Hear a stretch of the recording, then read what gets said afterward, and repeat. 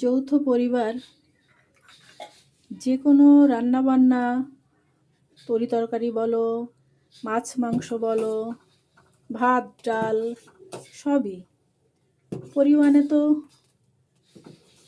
বড় ফ্যামিলি সেরকমই করতে হবে, পরিমাণে তো বেশিই হবে।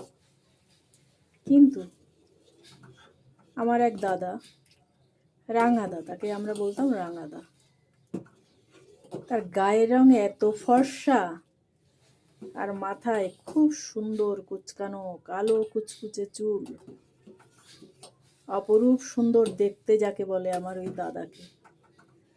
সে ছিল ভীষণ একটু পিটানি। সে খাওয়া দাওয়া সব কিছু নিয়েই পরিপাটি, এলাক পোশাক।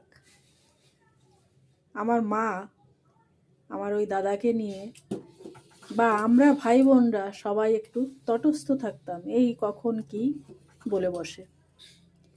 বিশেষ করে আমার মা যখন ফ্যানে ভাত রান্না করতেন,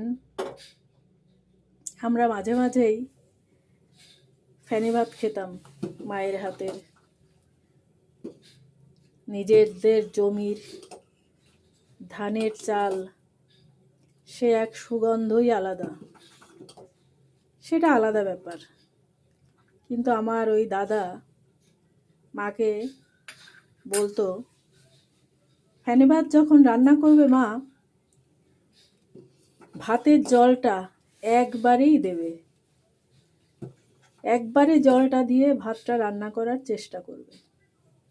যেহেতু এই ভাতে ফ্যানটা গালানোর কোনো ব্যাপার থাকে না, ভাতের সঙ্গেই ফ্যানটা থেকে যাবে, ওটাতেই হবে ফেনা ভাত, ওকে বলেই ফেনা ভাত।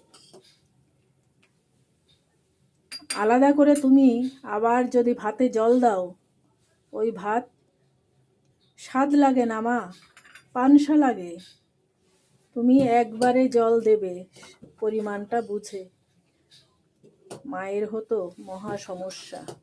এদিকে বড় ফ্যামিলি, 14-15 জনের সংসার,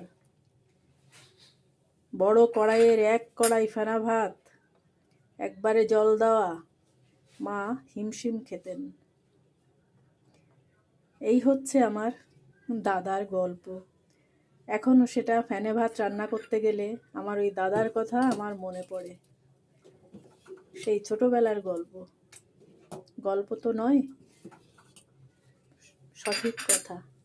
আমার মা এখন ঈশ্বরের কাছে আছেন, আর এই সব কথা আমি যখন রান্না করি, ফেনা ভাত রান্না করছি, বিশেষ করে মনে পড়ে।